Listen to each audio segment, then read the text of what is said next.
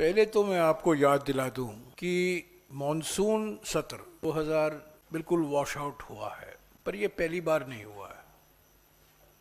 ठीक 11 साल पहले 2015 में मॉनसून सत्र वॉश आउट हुआ था और कारण 2015 में व्यापम घोटाले के मुद्दे पर मॉनसून सत्र बिल्कुल सफाया हो गया था। और ठीक 11 साल बाद छात्रों से जुड़ा हुआ, युवकों से जुड़ा हुआ मामला, उसी मामले एक तरह के देखा जाए 2026 में भी व्यापम जैसा घोटाला हुआ है नीट को लेकर। तो 11 साल पहले व्यापम और इस साल नीट, तो इसी मुद्दे पर यह मॉनसून सत्र का वॉश आउट हुआ है।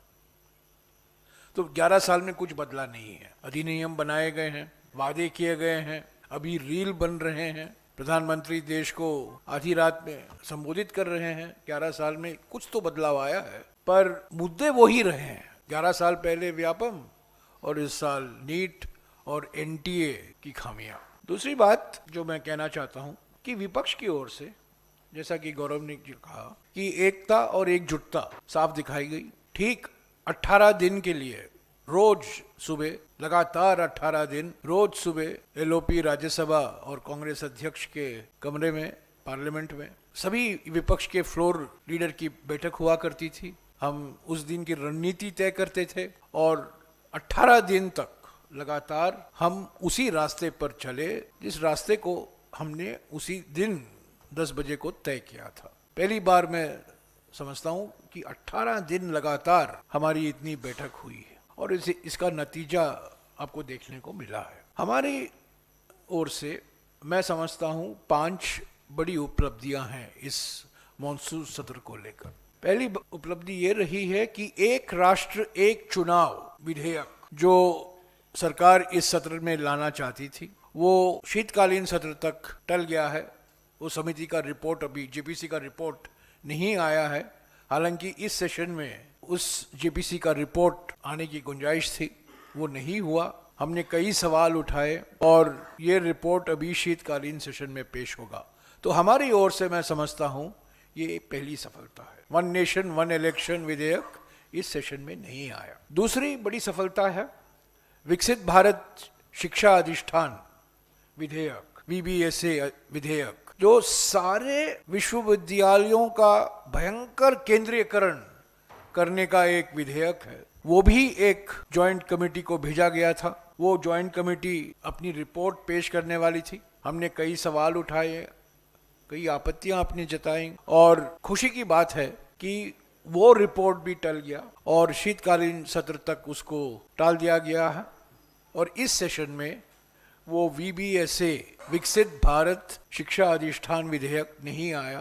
तो हमारे लिए मैं समझता हूं एक जीत का विषय है। तीसरा जो विधेयक आने वाला था, जिसका रिपोर्ट तैयार किया गया था जेपीसी का, वो बर्खास्तगी विधेयक, संविधान संशोधन 130वां संविधान संशोधन विधेयक, ऑटोमेटिक बर्खास्तगी मंत्रियों की, मुख्यमंत्रियों की, प्रधानमंत्रियों की।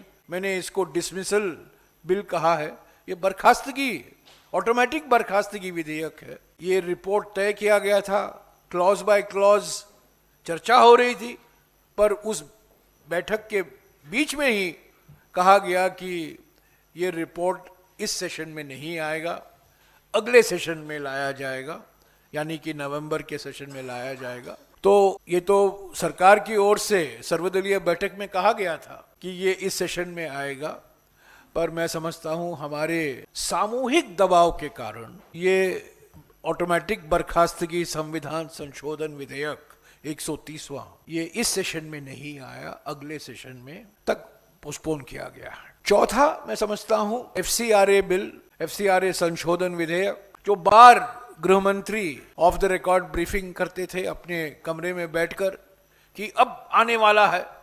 बड़ी खेती चल रही थी मीडिया में पिछले 10 दिनों से कि बस एफसीआरए आने वाला है। गृह मंत्री बिल्कुल अडिग हैं, अटल हैं कि एफसीआरए बिल आएगा। एक अमेरिका के उपराष्ट्रपति का फोन आया और उसका नतीजा आपको देखने को मिला है। हमारा दबाव भी था, कई संस्थाओं का दबाव भी था, पर जरूर अमेरिका के उपराष्ट्रपति, मैं आपको बता दूं, हमेशा जब ऐसे कोई बातचीत होते हैं हमारे प्रधानमंत्री और कोई विदेशी नेता से, तो हमारे ओर से और उस देश के ओर से एक बयान आता है। पहली बार ऐसा हुआ है कि सिर्फ हमारे प्रधानमंत्री के ओर से बयान आया है, अमेरिका के उपराष्ट्रपति की ओर से कोई बयान अब तक नहीं आया है। पर इस बात तो सब लोग जानते हैं कि अमेरिका भी नाखुश था इस FCRA बिल से, पर मैं उसको इतना महत्व नहीं देता हूं जितना कि मैं महत्व देता हूं विपक्ष पार्टियों की एकता का।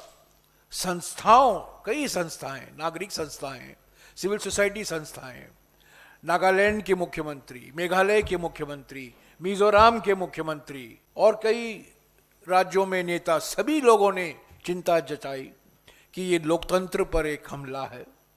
मीडिया में इसका चर्चा हुआ और खेती के बावजूद, समाचार खेती के बावजूद FCRA बिल JPC को भेजा गया।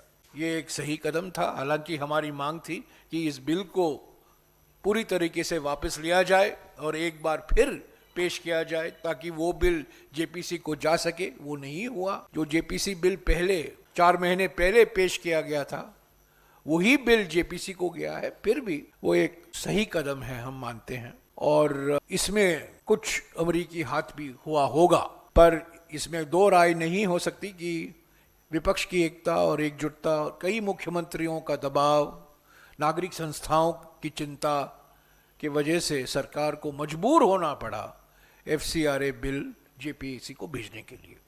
तो ये 4 बड़ी उपलब्धियां हैं। वन नेशन वन इलेक्शन इस सेशन में नहीं आया, VBSA विधेयक इस सेशन में नहीं आया, टल गया। ऑटोमेटिक बर्खास्तगी विधेयक नहीं आया, इस सेशन में टल गया। और FCRA बिल JPC को गया है। पर एक 5वां उपलब्धि भी है। ये कलंकित 2/3 बहुमत के लिए इतने उत्सुक थे। पार्टियों को तोड़ा, TMC को तोड़ा, शिवसेना को तोड़ा और कई पार्टियों को तोड़ने में लगे हुए थे ताकि उनको एक कलंकित 2/3 बहुमत मिल जाए, ताकि परिसीमन को लेकर जो संविधान संशोधक विधेयक है उसको पारित किया जाए। आप जानते हैं इस पर भी बड़ी समाचार खेती रोज हुआ करती थी। कई लोग मीडिया में छापते थे, प्रचार होता था टेलीविजन पर, बस अब आने वाला है, अब बस आंकड़े मिल गए हैं, 240 हो गए हैं, 250 हो गए हैं, 260 पहुंच गए हैं। एक खबर तो निकली कि 200 मिल गए हैं, हालांकि 300, और कुछ तो 356 पर रुक गए, पर एक ने बहुत साहस दिखाई और 367 पहुंच गए। अभी आपको पता चल गया है कि 2/3 बहुमत नहीं है, कलंकित बहुमत है। यह बहुमत नहीं है और कभी नहीं मिलेगा इनको, कितना भी वो प्रयास करें। तो हमारे लिए मैं समझता हूं ये 5 बहुत बड़ी उपलब्धियां हैं। पर 2 चिंताएं भी हैं जिसका जिक्र अभी गौरव जी ने किया कि 2 ऐसे विधेयक पारित किया बिना चर्चा का, लोकसभा में और राज्यसभा में। हम भी मजबूर हुए। हमारी मांग थी, विपक्ष की मांग थी, कांग्रेस पार्टी की मांग थी कि दोनों ये विधेयक, खतरनाक विधेयक जो संविधान के खिलाफ हैं, जिसका जरूर चैलेंज होगा सुप्रीम कोर्ट में, वो पारित किया गया शोर में बिना चर्चा के। ये खान और खनिज विधेयक, mines and minerals amendment bill, और दूसरा है राष्ट्रीय सहकारी निगम संशोधन विधेयक, नेशनल कोऑपरेटिव डेवलपमेंट कॉर्पोरेशन विधेयक। दोनों विधेयक खतरनाक केंद्रीयकरण के विधेयक हैं। सारे राज्यों के अधिकार छीने जा रहे हैं, संवैधानिक अधिकार छीने जा रहे हैं, राज्यों के जो जिम्मेदारियां हैं उसका नजरअंदाज किया जा रहा है जानबूझकर, और खान और खनिज में और सहकारी संस्थाओं में केंद्र सरकार की भूमिका को और बढ़ावा दिया जा रहा है। इन दोनों क्षेत्रों में केंद्र की भूमिका होती है और राज्यों की भूमिका भी होती है। पर इस 2 विधेयकों के कारण आप देखेंगे कि जब ये गेजेट होगा, नोटिफाई होगा, राज्य सरकारों के अधिकार कम हो जाएंगे और केंद्र सरकार की जिम्मेदारी और बढ़ जाएगी, कानूनी जिम्मेदारी और बढ़ जाएगी। तो ये बड़ा भयंकर 2 विधेयक पारित किया है। हमें अफसोस है कि ये पारित हुआ। हमारी मांग थी कि ये स्टैंडिंग कमेटी में भेजा जाए, उस मांग का नजरअंदाज किया गया नहीं माना गया और हम देख रहे हैं। पर मैं ज़रूर कहूँगा कि मुझे इस बात का कोई शक नहीं है कि कोई ना कोई राज्य सरकार इन दोनों विधेयकों को सुप्रीम कोर्ट में इसका चैलेंज करेगा। एक विधेयक था जो हमारी मांग थी कि वो स्टैंडिंग कमेटी को भेजा जाए, हमारे दबाव के कारण सरकार को मानना पड़ा। ये ISI अमेंडमेंट बिल 2026 जो हमारी एक मशहूर संस्था है, 100 साल पुरानी संस्था, जो हमारे आर्थिक विकास में उसका एक केंद्र, हमारे आर्थिक विकास की केंद्र बिंदु हुआ बिल्कुल 70-80 साल से हमारी परियोजनाओं में, आर्थिक विकास में, हमारे प्लानिंग में इंडियन स्टैटिस्टिकल इंस्टीट्यूट की एक अहम भूमिका रही है। उसकी शुरुआत कलकत्ता में हुई थी, उसके बाद में दिल्ली और बेंगलोर में संस्थाएं खोले गए और इस विधेयक से उनकी जो ऑटोनॉमी है उसको ख़त्म करने के लिए एक विधेयक लाया गया, केंद्रीयकरण का विधेयक लाया गया, सरकार का नियंत्रण बढ़ाने के लिए लाया गया। पर हमें खुशी है कि हमारे दबाव के कारण वो विधेयक अभी स्टैंडिंग कमेटी को भेजा गया है और हम उम्मीद करते हैं कि स्टैंडिंग कमेटी पर इस पर काफ़ी चर्चा होगी, लोगों से बात करेंगे, छात्रों से बात करेंगे, अध्यापकों से बात करेंगे, इन संस्थाओं से बात करेंगे, विशेषज्ञों से बात करेंगे और एक नया बिल पेश किया जाएगा। अंत में मैं यही कहूँगा कि बार बार ये कहा जा रहा है कि गृह मंत्री तैयार थे, पर गृह मंत्री तो दिखाई नहीं दिए। गृह मंत्री आए 20 तारीख को राष्ट्रीय गान के लिए, आपको याद होगा, राष्ट्रीय गान के लिए पहले दिन आए थे, जन गण मन के लिए आए थे और उसके बाद आज दोनों दिखाई दिए, नंबर 1 और नंबर 2 दोनों दिखाई दिए वंदे मातरम के समय। इस बीच प्रधानमंत्री नहीं आए, गृह मंत्री नहीं आए। ऐसा कभी नहीं हुआ है कि किसी सत्र में गृह मंत्री मौजूद नहीं हुए। उनके नाम पर 3-4 विधेयक लिस्ट ऑफ बिजनेस में प्रकाशित हुआ है, उसके बावजूद वो नहीं आए। उनके आने का कोई मकसद नहीं था, कोई इरादा नहीं था। अपने कमरे में आते थे, समाचार की खेती करते थे, भूमि बड़ी उपजाऊ भूमि है, वो खेती करते थे और बस दुनिया को ये संदेशा दे रहे थे कि मैं तैयार हूं, पर विपक्ष तैयार नहीं है सुनने के लिए। अगर उनकी नीयत साफ होती, जब चर्चा हुआ पेपर लीक पर, अधिनियम संशोधन पर, वो आते, वो मौजूद होते, अपना चेहरा दिखाते, पर ऐसा नहीं हुआ। तो साथियों, ये मॉनसून सत्र हमारे लिए कुछ खुशी का कारण भी है।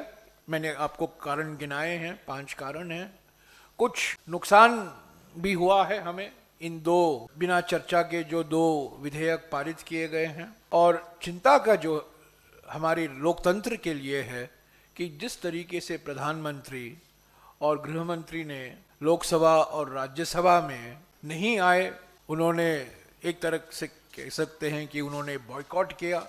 हम चाहते थे, हमारी मांग थी प्रधानमंत्री आए और कुछ बयान दें। 5 फरवरी 2020 को, मैं आपको डेट याद दिला देता हूं, फरवरी 5, 2020 प्रधानमंत्री ने एक लंबे भाषण में लोकसभा में बड़े गर्व से कहा और श्रेय लिया कि उन्होंने एक ट्रस्ट का गठन किया है अयोध्या में, और उस ट्रस्ट को लेकर कुछ सवाल उठ रहे हैं और हमें कहा गया कि ये तो राज्य का विषय है, इस पर पार्लियामेंट में कैसे चर्चा हो सकता है। तो हमने कहा, अगर ये राज्यों का विषय है कि प्रधानमंत्री ने क्यों बयान दिया लोकसभा में, क्यों श्रेय लिया इस ट्रस्ट के गठन के लिए। तो एक ही कारण है इस सेशन के वॉशआउट के लिए, एकमात्र कारण है, वो है प्रधानमंत्री का नहीं आना, गृह मंत्री का नहीं आना।